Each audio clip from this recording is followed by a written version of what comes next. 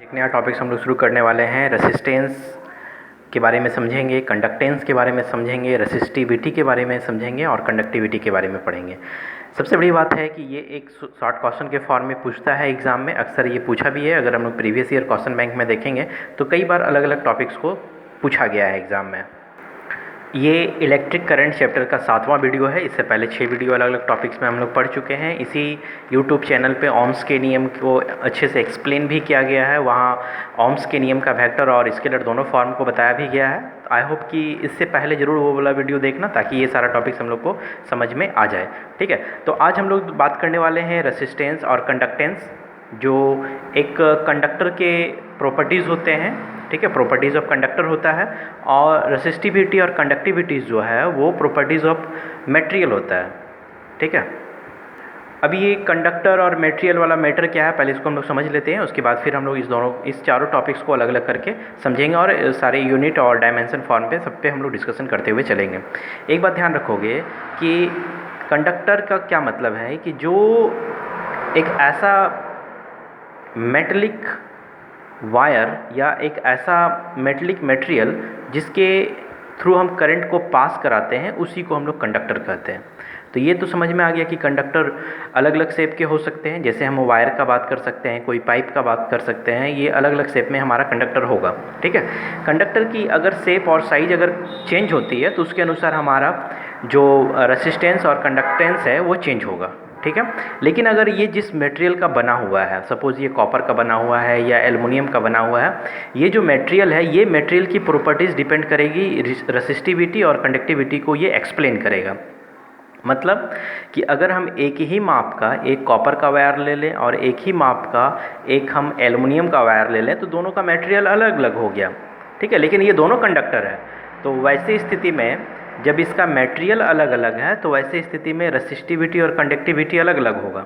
लेकिन अगर एक ही मटेरियल का, मान लो कि ये कॉपर का एक वायर है जो इतना लंबा है, और अगर हम एक और वायर लेते हैं जो कॉपर का ही है और उसकी लंबाई कुछ इतनी है, तो वैसी स्थिति में पता चलेगा कि लंबाई चेंज होने की वजह से इसकी रेसिस्टिविटी और कंडक्टिविटी चेंज हो रही है, क्योंकि यहाँ कंडक्टर के जो प्रॉपर्टीज़ हैं वो चेंज हो रही है। यानी लेंथ चेंज हो रही है, या एरिया ऑफ क्रॉस सेक्शन हम चेंज करके इसको पतला वायर में कन्वर्ट कर सकते हैं। तो वैसी स्थिति में अगर प्रॉपर्टीज़ ऑफ कंडक्टर चेंज होगा तो हमारा रेसिस्टेंस और कंडक्टेंस पे चेंजिंग आएगी। और अगर हम मटेरियल पे चेंज कर देंगे, यानी कॉपर का वायर या एल्युमिनियम का वायर या आयरन का वायर अगर हम ले लेते हैं, तो वैसे स्थिति में हमारा रेसिस्टिविटी और कंडक्टिविटी चेंज होगा। तो ये दोनों बेसिक प्रॉपर्टीज़ हो गई इसके लिए। चलो हम लोग आज बात करने वाले हैं सबसे पहले रेसिस्टेंस के बारे में। ठीक है, जिसको आर से इंडिकेट करेंगे। ओम के नियम पे हम लोग पढ़ चुके हैं कि according to Ohm's law, constant pressure, temperature, environmental जो हमारे पास ह्यूमिडिटी होती है, वो अगर हमारा कांस्टेंट हो तो किसी भी कंडक्टर से जो करंट पास होता है वो डायरेक्टली प्रोपोर्शनल होता है पोटेंशियल का। ठीक है, ये बात हम लोग ओम्स के नियम में पढ़ चुके हैं। अगर आई करंट पास हो रही है और ये हमारा पोटेंशियल भी है, तो भी इज़ प्रोपोर्शनल टू आई, और यहीं पे प्रोपोर्शनल के साइन हटाकर एक कांस्टेंट यूज करते हैं जिसको आर कहते हैं। यही आर हमारा वी बाई आई के फॉर्म में बताएगा। यही हमारा रेसिस्टेंस हो गया। ठीक है, इसी कांस्टेंट वैल्यू को आर को हम लोग रेसिस्टेंस कहेंगे। रेसिस्टेंस क्या है? तो किसी कंडक्टर के का वो प्रॉपर्टीज़ है जो करंट के फ्लो होने को उस पर रिस्ट्रिक्शन क्रिएट करता है, यानी करंट को रेसिस्ट करने की जो प्रॉपर्टीज़ होती है किसी कंडक्टर की, उसी को हम लोग रेसिस्टेंस कहेंगे। ठीक है, यानी अगर हम यहाँ पे if I equal to 1 ampere का करंट पे बात कर ले, तो आर और भी इक्वल होगा। यानी 1 एम्पियर के करंट फ्लो कराने के लिए जितनी पोटेंशियल डिफरेंस क्रिएट करनी पड़ेगी, मान लो हम यहाँ पर जो इस एरिया ऑफ क्रॉस सेक्शन से हम चाहते हैं कि 1 एम्पियर का करंट यहाँ पे थ्रू पास हो, तो इस 1 एम्पियर को पास कराने के लिए यहाँ जितना हमको पोटेंशियल डिफरेंस क्रिएट करना पड़ेगा वही हमारा रेसिस्टेंस कहलाएगा। चूँकि अलग अलग हमारे पास कंडक्टर के लिए अलग अलग रेसिस्टेंस हो सकता है, अलग अलग तब हमारे पास पोटेंशियल क्रिएट करना पड़ेगा। यानी अगर हम 1 एम्पियर करंट के लिए बात करें तो रेसिस्टेंस और पोटेंशियल हमारे पास दोनों क्या हो जाएगा? इक्वल हो जाएगा। ठीक है, और अगर हम लोग SI unit of the resistance की बात करें, एसआई यूनिट ऑफ रेसिस्टेंस, तो ये चूँकि एक्सप्लेन किया गया था ओम के माध्यम से, तो ये हमारा ओम हो गया। ठीक है, इसी को ओम भी हम लोग कहेंगे। तो SI unit of the resistance हो गया, लेकिन इसमें से सबसे ज़्यादा इंपॉर्टेंट है इसका डायमेंसन। डायमेंसन कई बार पूछा है, तो हम लोग डायमेंसन को ब्रेक करके देखेंगे। R equal to V by I है। पोटेंशियल क्या होता है, तो work done, work upon charge को ही हम लोग पोटेंशियल कहेंगे, ठीक है। और आई को हम लोग आई ही रहने देते हैं। चलो ये हमारा ये फॉर्म में बन गया, देखोगे यहाँ पे ठीक से।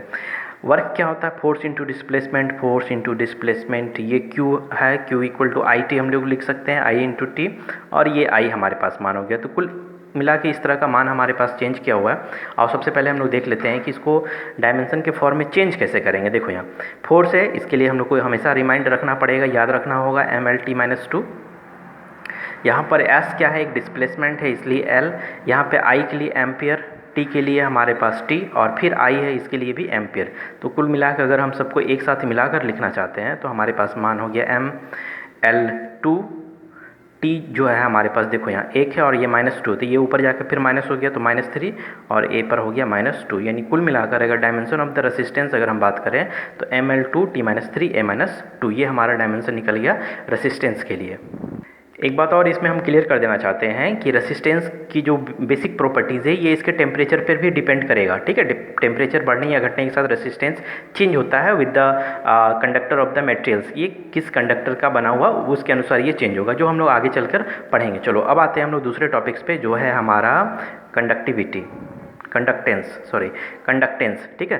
कंडक्टेंस को जो है हम लोग जी से इंडिकेट करेंगे। तो कंडक्टेंस जो होता है ये इस बात को इंडिकेट करता है, ये बताता है कि कितना करंट फ्लो हो रहा है, या कोई भी जो कंडक्टर है उससे कितना करंट फ्लो होता है, ये इस बात को एक्सप्लेन करता है, जिसको कि हम लोग कंडक्टेंस कहेंगे, ठीक है। यानी कुल मिला के कहो तो आर के साथ इसका जो इम्प्रपोर्शनल रिलेशन है, यानी ये रेसिस्ट करने का काम करता है, ये फ्लो होने का काम करता है, तो एक दूसरे का अपोजिट है। अगर ये जितना ज़्यादा रेसिस्ट करेगा ये उतना कम फ्लो करेगा, या ये जितना ज़्यादा फ्लो करेगा वो ये इतना कम रेसिस्ट करेगा। यानी जी इक्वल टू हम लोग इसको 1/r लिख सकते हैं। तो ये कंडक्टेंस के लिए हम लोग फार्मूला यूज करते हैं अमूमन, ठीक है।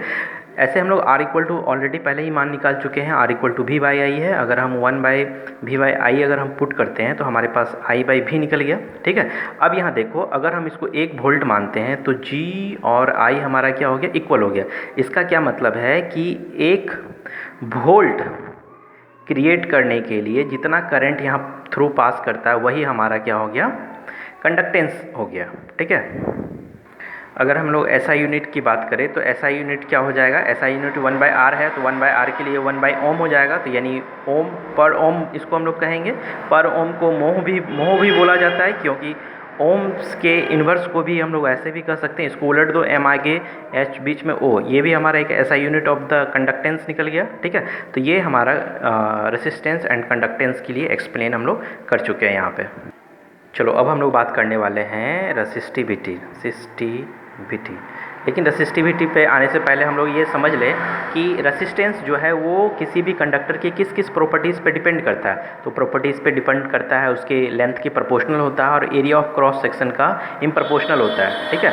यहीं पर एक प्रोपोर्शनल का साइन हटाने के बाद हम एक कांस्टेंट रो लिखते हैं जिसको L/A कहेंगे। यही रो है जो है हमारा रेसिस्टिविटी कहलाएगा, ठीक है। तो रेसिस्टिविटी रो इक्वल टू हमारे पास क्या निकल के आएगा, देखो तो रो इक्वल टू हमारे पास निकल के आ गया RA/L, ठीक है। और एक बात ध्यान रख लो कि रेसिस्टिविटी जो है किसी भी रेसिस्टिविटी जो है वो किसी भी मटेरियल का वो प्रॉपर्टीज़ होता है, यानी वो मटेरियल क्या चीज़ का बना हुआ उसी के अनुसार उसकी रेसिस्टिविटी कम या अधिक होगी, ठीक है। ये हमारे पास मान हो गया। ऐसा अगर हम लोग SI यूनिट पे बात कर लें तो ये हमारे पास इसका SI यूनिट निकल गया ohm metre square area of the cross section का, और नीचे M, ठीक है। तो ये कैंसिल होने के बाद ये हमारा ओम मीटर निकल गया, ठीक है। ये और इसका डायमेंशन पे हम लोग बात कर लेते हैं, डायमेंशन ऑफ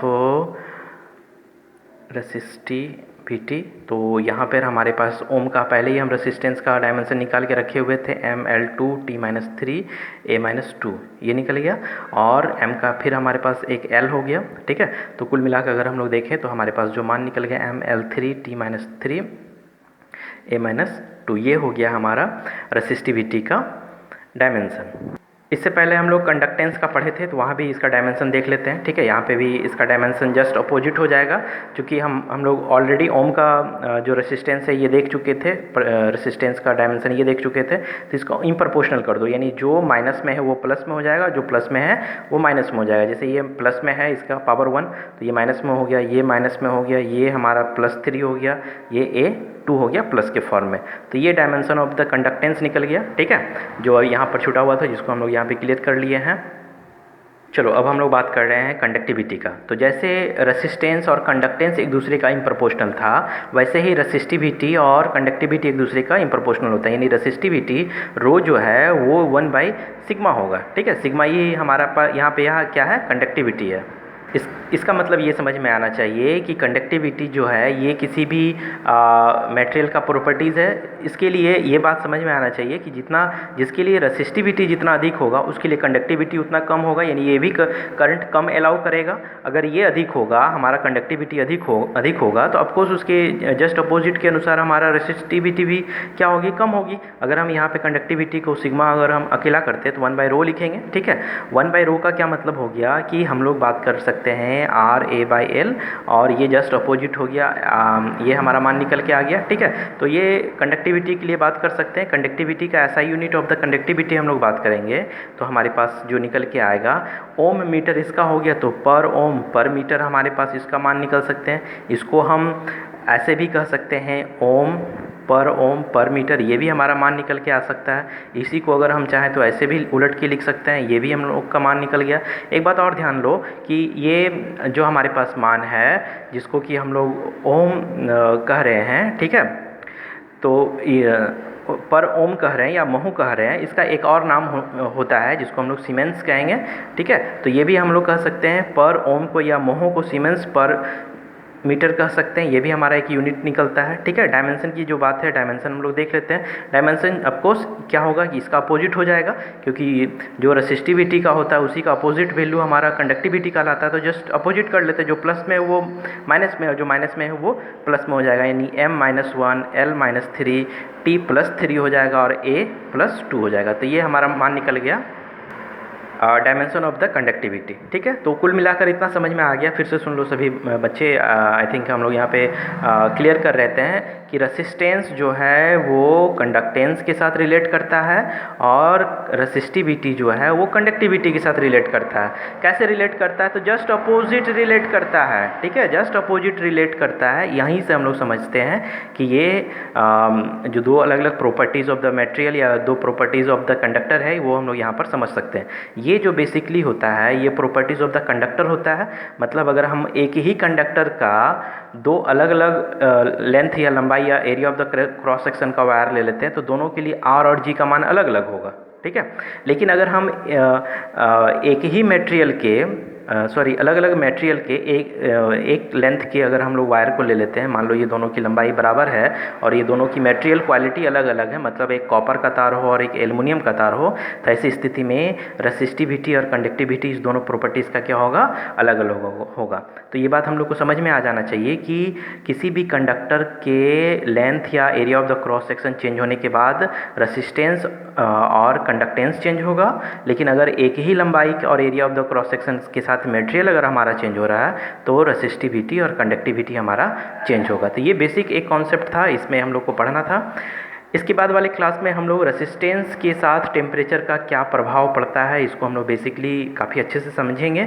लेकिन उससे पहले ये सारा कुछ जितना भी बताया है इसको समझ कर रखना होगा, एक जगह नोट्स में कंप्लीट करके रखना, और ख़ास करके इसके ऑब्जेक्टिव क्वेश्चन के रूप में इसके डायमेंशन और यूनिट को कई बार एग्जाम में पूछा है। तो इस चीज़ को सीरियसली लेते हुए फार्मूला कॉपी और ऑब्जेक्टिव कॉपी में ये सारी चीज़ को एक जगह पर रखोगे। नेक्स्ट क्लास में हम लोग यहाँ से आगे देखेंगे।